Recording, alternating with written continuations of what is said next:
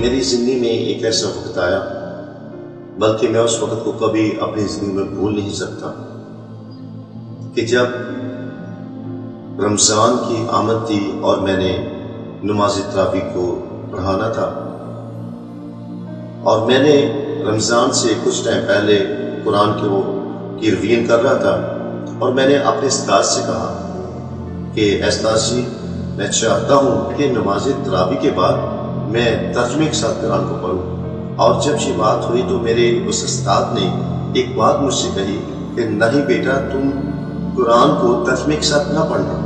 میں نے کہا کیوں؟ قرآن کو ترجمے کے ساتھ میں کیوں نہ پڑھوں؟ انہوں نے کہا کہ اگر ترجمے کے ساتھ پڑھو گے تو تم گمراہ ہو جاؤ گے۔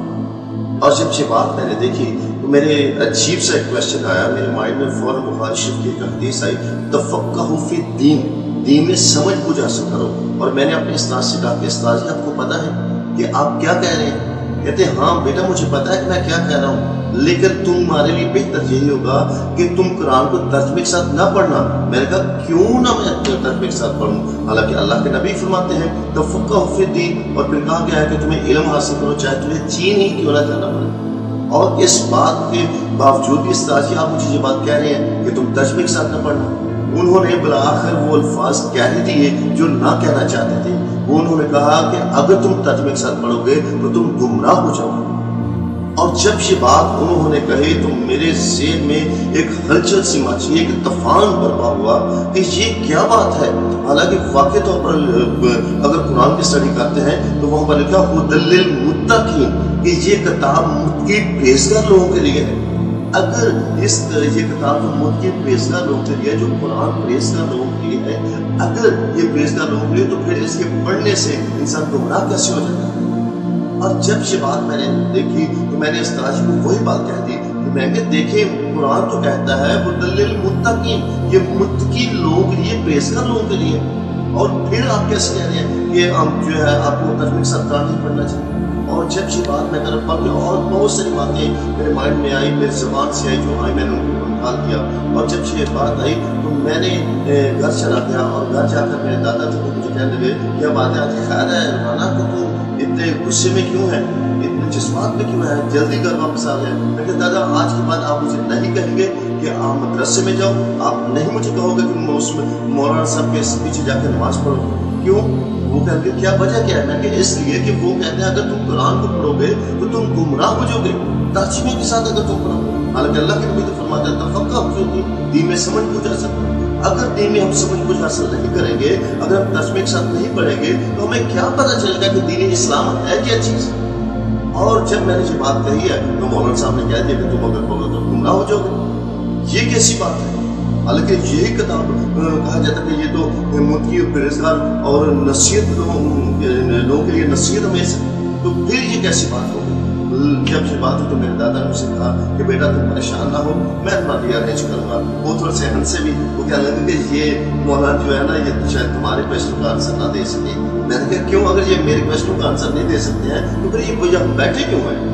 اس لیے کہ ان کا حق بنتا ہے کہ یہ ہمیں بتائیں، دین کی بابت بتائیں۔ اور اللہ کے نبی فرماتے ہیں علم حاصل کرو تو تمہیں چین جانا پڑے۔ اس وقت دیکھا جائے عرب اور چائنا کا جو سفر ہے وہ بہت دشوار قسم کا تھا، تو اس وقت بھی اللہ کے نبی نے کہا کہ آپ وہاں پر جا کر چاہے چین جا کر تجھے علم حاصل کرنا پڑے تو تم کرو۔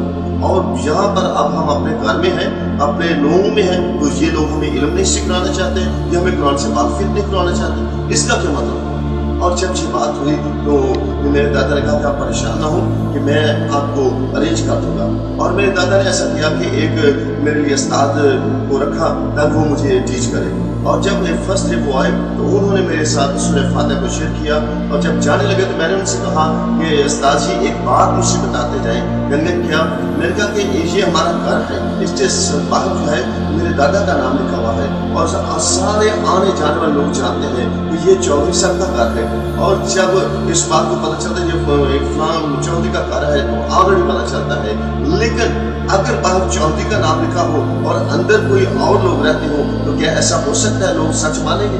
بلکہ نہیں، ہرگز ایسا نہیں۔ میں نے کہا پھر مجھے یہ تو بتائیں القرآن لفظ کے میننگز کیا ہیں؟ تو وہ جب یہ بات ہوئی تو تھوڑی دیر خوش ہوئے، ساتھ نیچے کیا، تو بعد میں کہتے ہیں کہ اس کا مطلب ہے ہدایت والی کتاب۔ میں کہتے ہیں استاد جی آپ کو پتہ ہے کہ میں بھی ایک कुरान का हाफिज हूँ और मैं एक उलमा के घराने से ताल्लुक रखता हूँ और मैं इतना भी नहीं हूँ कि जो मुझे इस चीज़ का पता ना हो। मैंने कहा कि बात यह है, अल कुरान लफ्ज़ से जो है वो सिगा जमा में आ जाता है और अल कुरान लफ्ज़ जो है इकरा से निकला है और इकरा सिगा वाहिद है और जिसका मतलब है पढ़ना, इकरा पढ़ना, और अल कुरान लफ्ज़ जो है वो सिगा जमा बन जाता है। और जब सिगा जमा की बारे में तर्जमा किया जाए तो वहाँ पर लिखा है बार बार पढ़े जाने वाली किताब। और जब हम इस बात को देखते हैं तो मैंने कहा कि साजी इसका मतलब बार बार पढ़े जाने वाली किताब। तो वो हंसकर कहते हैं अच्छा ठीक है, और जाते हुए मेरे दादाजी को कहते हैं कि चौधरी साहब जो पढ़ा है उसको हम पढ़ा नहीं सकते। क्या मतलब करके अपने पोते से पूछने। जब वो चले गए तो दादाजी मेरे पास है, वो मुझे कहते हैं राना क्या बात है, इसको बता दिया। मैं दादाजी मैंने तो कुछ नहीं कहा, मैं तो सिर्फ उनसे पूछा था कुरान लफ्ज़ का मतलब क्या, और उन्होंने मुझे इस चीज़ का नहीं बताया कि मैं क्या करूँ। और मैंने उनको बताया कि कुरान लफ्ज़ का मतलब बार बार पढ़ना। तो वो फिर हंसना शुरू हो गए। वो कहते हैं कि लगता है ये तमाम उम्मा जो है ना ये तुम्हारे सवालों का जवाब नहीं दे पाएंगे। तो मैंने कहा दादा फिर ये बात याद रखें कि मुझे इस कुरान को जानना है, मुझे दीन इस्लाम को जानना है, और जब तक मैं नहीं जानूंगा मुझे सुकून नहीं आएगा। और यही बात थी कि जब ऐसी बात हुई तो मैंने नमाज तरावी पढ़ाने की बजाय मैंने इत्काफ बैठना मंजूर किया, इसलिए कि मैं कुरान को तर्जुमे के साथ पढ़ूंगा और मुझे पता चलेगा कि कुरान में ऐसी कौन सी बात है जो इंसान को गुमराह कर देती है। और अजीजों मैंने इसी वजह से कुरान को मैं तर्जुमे के साथ पढ़ना शुरू किया। लेकिन मैं आपको यहाँ बताना चाहता हूँ, जब मैं कुरान को तरतीब के साथ पढ़ना शुरू हुआ तो मुझे पता चला कि वहाँ पर सूरह बकरा में वाज़ह तौर पर लिखा हुआ है कि सुम्मुम बुक्मुम उमयुन फहुम ला यरजिऊन, कि वो गूंगे हैं, बहरे हैं, बोले हैं जो सुनते नहीं, जो देखते हैं और देखते नहीं हैं। और ये ऐसा कि मैं देखकर हैरान हो गया कि ये किन लोगों के बाबत कहा गया है। और यकीनन जब मैंने थोड़ा सा आगे पढ़ा और फिर जब सूरह आल इमरान और उसकी 55 वर्ष को मैं स्टडी कर रहा था, वहाँ से तो वहाँ लिखा हुआ है फत्तकुल्लाह फअबुदू हाज़ा सिरातुल मुस्तक़ीम, कि तुम खुदा से डरो और मेरा हुक्म मानो और यही सीधा रास्ता। ये कौन फरमा रहे हैं? हज़रत ईसा अल मसीह फरमाते हैं कि तुम खुदा से डरो और मेरा हुक्म मानो, हाज़ा सिरातुल मुस्तक़ीम, यही सीधा रास्ता है। जब मैंने इस बात को पढ़ा तो मैं परेशान हो गया कि ये कौन सी ऐसी बात है, अल्लाह मुझे तो समझ नहीं आ रही है। कुरान बता रहा है कि जो सीधा रास्ता है वो सिर्फ और सिर्फ सैयदना यीशु मसीह का है। और यही बात हुई कि जब मैंने थोड़ा सा आगे पढ़ा तो उस 55 वर्ष में लिखा हुआ है नत्तबाउ का फौकल्ला सिना काफर इला यौमिल क़ियामा, ऐसा मसीह तेरे मानने वालों को गलबा अता करूंगा काफिरों पर ता क़यामत। और जब मैंने इस वर्ष को पढ़ा तो मेरी जिंदगी, यकीन जाने अजीजों, मेरी जिंदगी में एक हलचल सी मच गई, मेरी जिंदगी में एक बुनछाल आ गया, एक तूफान बरपा हुआ कि हाय ए हाफिज, ए नदीम, तेरी जिंदगी कहाँ गुजरी है। कुरान तो कहता है कि जो यीशु मसीह को नहीं मानता, जो ईसा मसीह को नहीं मानता वो काफिर है। तो मेरी जिंदगी में इस कदर बेचैनी आ गई कि मैं आपको बता नहीं सकता हूँ, मेरे पास वैसे अल्फाज नहीं है कि मैं किन अल्फाजों के साथ नज़र आपको बताऊँ कि जब मैंने इस कुरान की 30 सुपारा सूरह आल इमरान उसके 55 वर्ष को पढ़ा तो मेरी जिंदगी में अजीब सी बेचैनी आ गई कि हाय नदीम, तेरी जिंदगी कहाँ गुजरी, तूने अपनी जिंदगी को क्यों ज़ाया कर दिया कि तूने ऐसी जिंदगी बसर कर दी जो कि एक ऐसी पर्सनैलिटी की कि मुनकर होकर तुम जिसकी तुम मुखालफत करता रहा, जिसके मानने वालों को तुम मारता रहा, जिसके मानने वालों को तुम उससे छीनता रहा।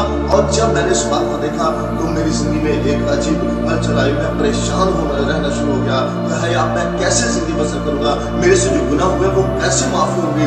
और फिर बार बार ये आयत मेरी जिंदगी में आ रही थी, नत्तबाउ का फौकल्ला सिना काफर इला यौमिल क़ियामा, नत्तबाउ का फौकल्ला सिना काफर इला यौमिल क़ियामा, ऐसा मसीह तेरे मानने वालों को गलबा अता करूंगा काफिरों पर क़यामत। अजीजों, ये वो आयत थी जिसने मेरी जिंदगी को हिला दिया। और इससे ये आयत साबित करती है कि यीशु मसीह के मानने वाले फातेह लोग हैं, गालिब लोग हैं। अगर हम उसकी पैरवी करेंगे तो हम फातेह लोग बनेंगे, क्योंकि वो खुद भी फातेह है। और इसलिए कि जब मैंने इस बात को उसकी फतह याबी के नारे को नरसिंगे को सुना तो मैंने इस बात से अपने आप को रोक न सका कि अब मैं उसकी पैरवी करने से नहीं रुक पाऊंगा। और यकीनन जब ये मेरी जिंदगी में बात आई तो मैंने अपनी जिंदगी उस ज़ात अक़दस के सामने, जिसका नाम यीशु मसीह है, उनके सामने मैंने अपनी जिंदगी को सरेंडर कर दिया और मैंने अपने गुनाह की तौबा की और मैंने कहा कि अब मेरे से ये गवारा नहीं है कि मैं आपसे जुदा होकर रह सकूं,